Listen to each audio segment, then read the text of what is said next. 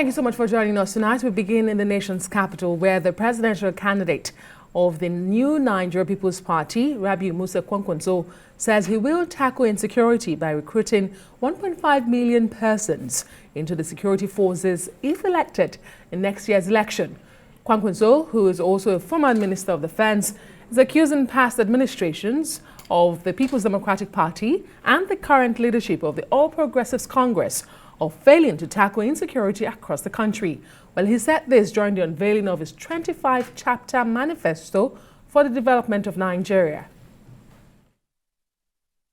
Our blueprint is written for all Nigerians because we believe that together with all Nigerians of goodwill, we must leave no stone unturned in our quest for a new and better Nigeria, a Nigeria where justice and fairness rule, a Nigeria where safety and security are assured, a Nigeria where peace and prosperity are guaranteed, a Nigeria where equity and opportunity are available and accessible to all citizens, and a Nigeria where governance is about the yearnings and aspirations of all the citizens.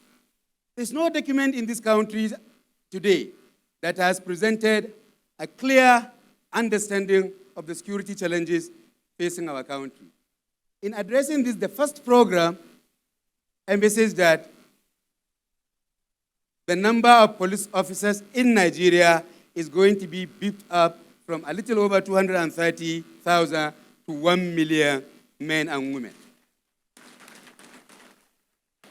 And the number of armed forces is also going to be beefed up to 1 million members of the armed forces. This translates to recruiting more than 1.5 million men and women into the army, into the police, into the navy, into the air force. Now, while this is going to solve the security problem, it is also going to assist in overcoming some of the unemployment crisis. Well, Arise analyst Dr. Amadi and our Director of News and Politics Editor Sambo joins us now. They both join us. Good to see you both, gentlemen. Well, you heard Senator Rabiu Kwankwaso unveil what he calls his blueprint, a new and better Nigeria. And of course, you heard Bola Tinubu and his team at that meeting with the business men and women, the organized private sector right there in Lagos. Did you hear anything that, really tickled your fancy, if I could put it that way, beyond rhetorics? We heard from the OPS recently that, look, enough of rhetorics. Let us hear the hows, the specifics, how you're going to, deal with the business environment, make business more attractive for, the OPS and all of that. Dr. Sam, let me start with you. What did you make of what you heard from both gentlemen today? Well, let's start with Rabiu Kwankwaso. I think some concretes one can point to is his argument around access, if you like, to education. He talks about making sure that nobody pays anything for entrances and all that JAMB, WAEC and NECO. And again, he talks concrete about numbers to employ. He talks about 700,000 more, soldiers. If you look at 1 million or thereabout of new policemen, and Nigeria has about 371,800 official police men and women. So we had about 200,000 military men. We are fourth in Africa, to Egypt, South Africa, or Algeria. But the question is, let's talk about education. Is the problem about paying for WAEC and JAMB? Of course, we know that some state governors subsidize or even pay for those things. We needed to hear more around how to revamp the education sector. We know that his days as governor of Kano State, he did very well in terms of promoting education. Yeah. And so we would like to hear first, how do you redesign the policy around primary basic education? Of course, obviously going to be free, or to be free. Again, teacher education, which is really the big deal. How do you manage crisis? How do you make it functional, qualitative? Are you going to take the Indian well, model? He talks about setting Singapore up model? a Ministry of Higher Education. Good, but then he talks also about building. What I like, the only great thing out of it is the 40,000 per 40 new classrooms, I guess, for each blocks. local government. I think that will create access, mopping up the 10-point-something million out of school children. Great idea. Now, if you come to the military, the security, all the candidates, whether it's Tinubu, Atiku, everyone talks about employing more people in the military. But it looks to me that we're looking for what is the redefinition of security architecture in terms of policy, state-society relationship that creates the policing framework. I did some work on police reform for the previous government. The basic heart of it is the DNA of policing. You're going to change the conception of security. The Nigerian security exists as a regime protector, not a protection for the people. So yes, you need more men, food, we need to employ more people, it creates jobs, gives us more policing presence, but we've not heard anything around that. But again, finally on Tinubu, I think he has one of the most robust government-based economic policy. He's talking in terms of industrial policy. The debate all over the world is that when a government runs industrial policy, meaning selecting who wins and loses, a corrupt government will make it inefficient. So talking to the private sector and talking about industrial policy, they will ask themselves, experience in Lagos, where there's allegation of state capture, does it encourage us that where the state will now use subsidies, use licensing to select sectors to develop, do we have a guarantee that the government that has been notorious, or at least reportedly so, for state capture, do we trust it to galvanize private sector, or shouldn't we have normal liberal market-based policy selection? So I think his message is great in terms of government stimulating development, but it lacks credibility based on the history of Lagos State, where we've seen significant report of state capture. And Sambo, he did not only speak to the business community, he spoke to them in Lagos. Some would say this was very strategic, and he didn't fail to point out, I changed Lagos, some may debate that, and said to them, I have a bigger job, yet same. I want to be president and change Nigeria. What did you make of that message? Yeah, Lagos has always been the center of commerce in the country, and having the former Lagos State Governor getting back home to talk about how to revamp the economy is something that I think it's well received by a lot of Nigerians, considering that he had done certain experiments, being the governor of Lagos then, that were well acceptable in terms of restructuring, for example, the revenue generation of the state. Now, if you look at some of the people present at that private sector meeting, it was actually a very great outing. We had lots of top players in the organized private sector in Nigeria. And from what we have seen, from the blueprint being presented, it looks enticing. But I will appeal to Nigerians not to allow politicians to sway them into not looking at the details. We need to fine-tune the details that we are seeing from people like Tinubu. If you say you want to restructure the economy, in what ways exactly are you thinking of providing economic stimulus to revamp small businesses? Tinubu is known with increasing taxes wherever he finds himself. What is he going to do to ensure that we don't have more tax burdens against Nigerians? Are we thinking of widening the tax net or just increasing the taxes? Because if you're thinking of increasing taxes without widening the taxes, without widening the tax net, then you're going to see massive rebellion by Nigerians. And you would have seen that some of his proteges have gone on to become some leaders within the Nigerian economic system under the APC-led federal government. Look at Fowler, for example, who was in charge of the FIRS. I mean, some of the policies of Bola Tinubu that he implemented in the FIRS. And of course, that got him into troubled waters. So as Tinubu is bringing these policies, let's begin to look at them. There are very good things that he also offered there. And when I listen to some of the things being proposed, I actually feel that it's worthy of being given a second thought. But when you talk about recruiting more people, for example, into the military, just like himself and Rabi Musa Kwankwaso are saying, and I want to wonder, is it that they don't intend to resolve the problem of insecurity. That's why they want to invest more human beings in it, because most of the security forces we're seeing across the world are, security forces that are so, reorganized in such a way that they are technology based, rather than you having so many people manning, so many security institutions. So I think we need to start looking back at some of those projections that they are offering. I don't think it's right for us to say we need so many security personnel. What we need is smart security forces that are strong on intelligence, that are strong on networking, coordination, because one of the major problems that we have in our security system at the moment is that there's no system coordination. The clearance house, which happens to be the Office of the National Security Advisor, needs to be reformed.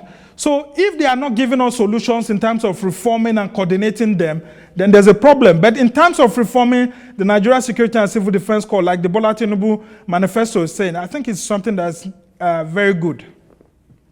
Dr. Sam, let me come back to you, staying on Rabiu Kwankwaso. He talks about the power sector, and he says it will be given priority to enhance industrialization, and major rivers will be dredged, more dams to be constructed. I mean, you are a player, or you've been a player in the power sector. What do you make of this as a way forward in Nigeria's power sector? I think all the candidates all come to prioritize power expectedly. I mean, you can't be talking about economic growth without talking about power. But the question, like some that also put, is the coherence of their policy options. We know the problem is also revolves around definition of what should we do. So, like others talk about, okay, it's going to priority. Yes, you can talk about at Tinubu also. Tinubu's proxy, who spoke, also talked about improving gas supply to power.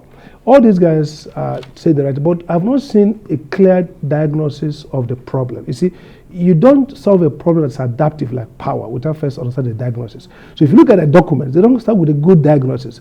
They start with A, B, C, D. We're going to do this. We're going to improve generation. We're going to improve transmission. We're going to ensure more gas comes in. No, the first is, what's the problem?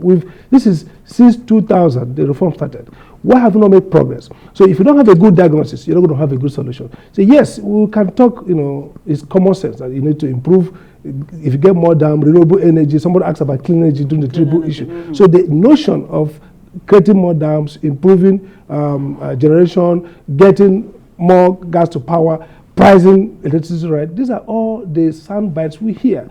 We want to see first a diagnosis. What's the problem? Why haven't it worked? So for the diagnosis, this is the 2-3 things we'll do to unlock that. For example, short term, what will you do? There are some standard power now. What can you do to make sure that those power come into the market in the short term? In the medium term, what will you do with the existing discos and gencos and underperforming? And the long term, how do you want to redesign this electricity market to fit into new systems, new technologies, new financial markets that are opening? And then the argument around the balance between private-public ownership has to be discussed. So these plans are thin on strategy, on diagnosis, and very, very confused around options. Some are putting up options that conflict each other. You talk more around privatizing more. You also talk about government getting involved to feel. So basically, I'm looking for the link between diagnosis and prescription, and I'm not seeing it. Yes, Sambo, I mean, both gentlemen spoke today about their resume as governors in Lagos and in Kano State. If you look at the 150-page document of Rabiu Musa Kwankwaso, but let me just ask you generally, the impact of manifestos on post-election politics. For the APC, you have an 80-page document. For the NNPP, it's a 150-page document. And I wonder how many voters would read these manifestos. So really, how much importance should voters be paying to these documents? Well, Nigerians need to pay serious attention to it, because if we don't read some of these documents, we will continue to have problems. Yes, a lot of Nigerians may not want to read these documents to find out what's going on there, but they also have public opinion leaders that could help to interpret all that's contained therein to be able to enlighten them on what the candidates are saying. This is actually the way to go, because most times people go on campaign grounds, they are just making noise and saying that some people didn't fight corruption very well, and some people didn't, produce food for the common man on the table. Just saying those general statements that do not really hit at anything. But I want a situation whereby, for example, other presidential candidates question the trillions that have been invested by the APC in the National Social Investment Program, for example, because this is one area that the APC-led federal administration says is spending so much, and yet when you go on the street, a lot of people don't really, you don't see a lot of people that can identify themselves as being beneficiaries of that. So if Tinubu is going to continue that social investment program, Nigerians need to quiz him very well and find out what aspect of this social investment program are you going to continue, when lots of people are already saying that they can't really feel the impact of the social investment programs. People saying there's conditional cash transfer, and when you go to several villages, they say they've never seen anyone.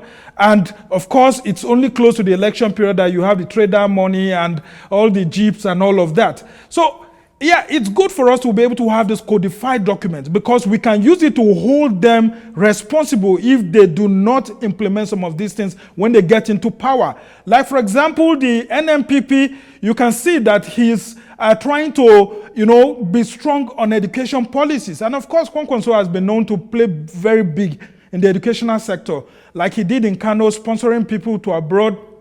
And many of them have graduated as pilots and so many things. So yes, he plays big in that aspect. And of course, the classrooms he wants to, construct has to do more about, helping us in the education sector. But Nigerians need to ask him, where will he be getting the money from? It's not good for it. It's not just good enough for you to say you want to create programs.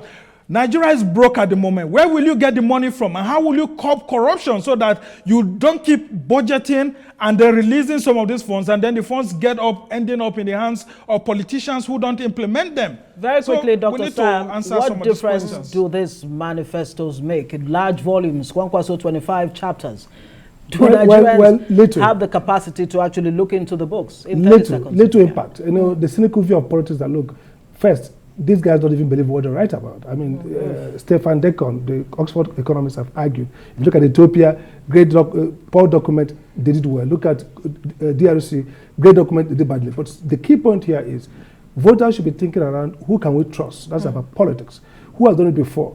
Who has shown the level of transparency, believability, that we can trust their statement? For us who are think tanks and thinkers, maybe we need the think tank society to now look at these plans and price them, cost them, see whether they're coherent. But for the average voter, I think what matters is optics, it's about language and narratives and trust. Who can we trust can drive this narrative? Nobody's going to want an 80-page document to be able to say, I'm going to vote. But experts like us can look at them and critique them. And that's why we bring it all the time and continue to bring it. And we must thank you so much, Arise News analyst Dr. Sam Amadi, as well as our Director of News and Politics Editor, Sambo. Always a delight to have both of you on the news.